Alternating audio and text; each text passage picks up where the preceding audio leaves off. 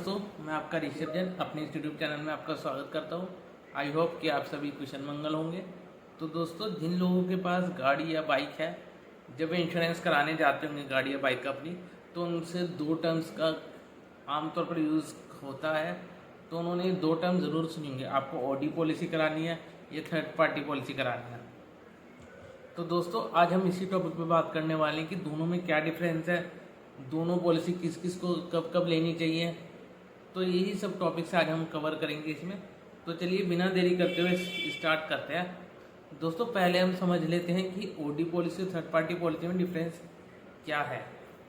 दोस्तों, OD policy की full form होती है ऑन डैमेज पॉलिसी, यानी कि अगर जैसे मेरी गाड़ी है, मैंने अपनी गाड़ी का इंश्योरेंस करा रखा है, ओडी पॉलिसी मैंने ले रखी है और मेरी गाड़ी का एक्सीडेंट हो जाता है, तो जो एक्सीडेंटल डैमेजेस मेरी गाड़ी पर आए हैं उन सब का खर्चा, उन सबको ठीक कराने का खर्चा, उन सब डैमेजेस को ठीक कराने का खर्चा मेरे को इंश्योरेंस कंपनी से मिलेगा। ये सिर्फ तभी हो सकता है जब आपने ओडी पॉलिसी ले रखी हो अपने इंश्योरेंस में। और अगर आपने ओडी पॉलिसी ले रखी है तभी आप इसमें जीरो डैप ले सकते हो, आरएसए ले सकते हो, इंजन कवर ले सकते हो, आरटीआई ले सकते हो, पर्सनल बिलोंगिंग ले सकते हो, टायर कवर ले सकते हो, कोई भी और अदर एडवांस ले सकते हो अगर आपने ओडी पॉलिसी ले रखी है तो। ठीक है। और अब बात करते हैं हम थर्ड पार्टी पॉलिसी की। थर्ड पार्टी पॉलिसी को टीपी पॉलिसी भी कहते हैं। दोस्तों, थर्ड पार्टी पॉलिसी का मतलब होता है, इसको एग्जांपल से समझाता हूँ। जैसे मेरी गाड़ी है, ठीक है, मैंने अपनी इंश्योरेंस करा रखी है और मेरी गाड़ी से किसी गाड़ी से टक्कर हो जाती है, तो अब क्या होगा। मान लीजिए मेरी गाड़ी से टक्कर हुई किसी और दूसरे आदमी की गाड़ी से, तो मैंने ओडी पॉलिसी ले रखी है, मेरे को तो क्लेम मिलेगा ही मिलेगा। बट क्योंकि मैंने थर्ड पार्टी पॉलिसी ले रखी है, तो सामने वाले की गाड़ी से, गाड़ी पर जो भी एक्सीडेंटल डैमेजेस हुए हैं उसको भी मेरी पॉलिसी के अंदर क्लेम मिलेगा, क्योंकि मैंने थर्ड पार्टी पॉलिसी ले रखी है। इसी को ही थर्ड पार्टी पॉलिसी कहते हैं। थर्ड पार्टी मतलब मेरे अलावा कोई दूसरी पार्टी, उसको थर्ड पार्टी बोलते हैं हम लोग। तो इसी भाषा में आप ऐसे समझिए। तो आई होप कि आप दोनों के बीच में डिफरेंस पता लगा होगा, ओडी पॉलिसी क्या होती है और थर्ड पार्टी पॉलिसी क्या होती है। दोस्तों, ओडी पॉलिसी लेना मैंडेटरी नहीं है according to the government of India और IRDA, but third party policy लेना ज़रूरी है।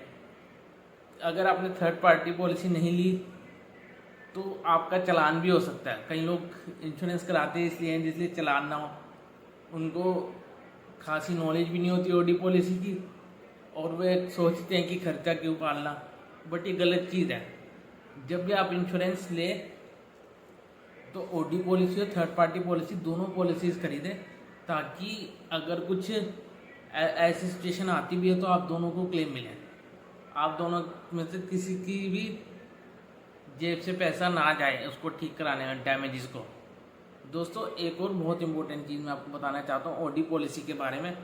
अगर आप ओडी पॉलिसी लेते हैं तो तभी आपका थेफ्ट भी कवर होता है। मान लीजिए गाड़ी चोरी हो गई किसी की और आपने ओडी पॉलिसी नहीं ले रखी, तो आपकी गाड़ी को जितना भी अमाउंट है, आपकी IDV है, जितनी भी गाड़ी की वैल्यू है, वो नहीं मिलेगी। अगर आपने ओडी पॉलिसी ली हुई है और आपकी गाड़ी चोरी हो जाती है, तो जितनी की आपकी IDV लगी हुई है उतने पैसे इंश्योरेंस कंपनी आफ्टर इन्वेस्टिगेशन आपको दे देगी।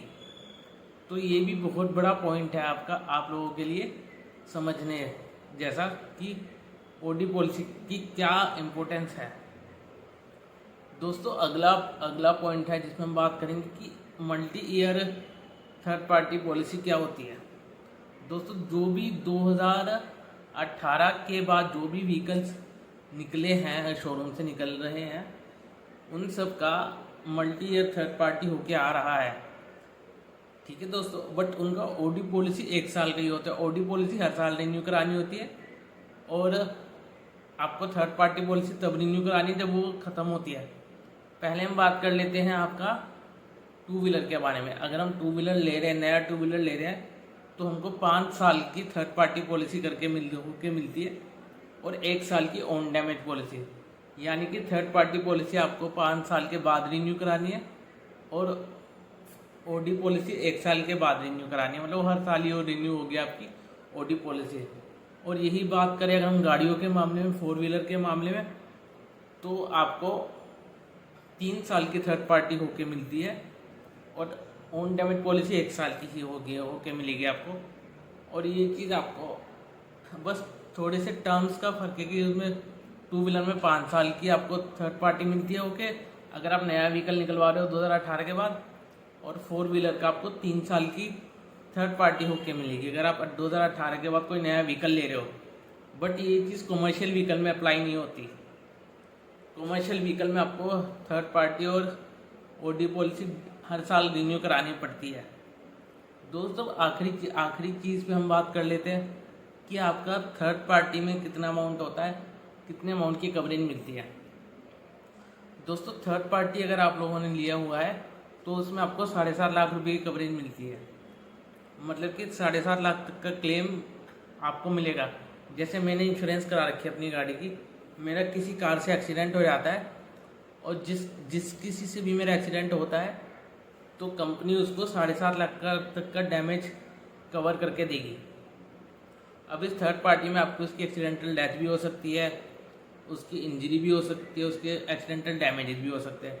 ये तीनों चीज़ों को कवर किया जाता है थर्ड पार्टी पॉलिसी में। थर्ड पार्टी पॉलिसी में 3 एड-ऑन्स और आते हैं।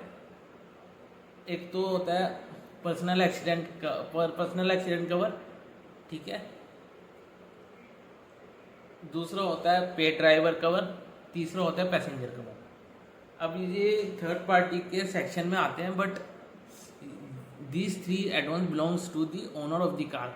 जैसे मैंने अपनी गाड़ी का इंश्योरेंस करा रखा है और मैंने ये तीनों एड-ऑन्स ले रखे हैं, तो इनकी क्या इम्प्लीकेशंस होगी अब इस पे बात करते हैं।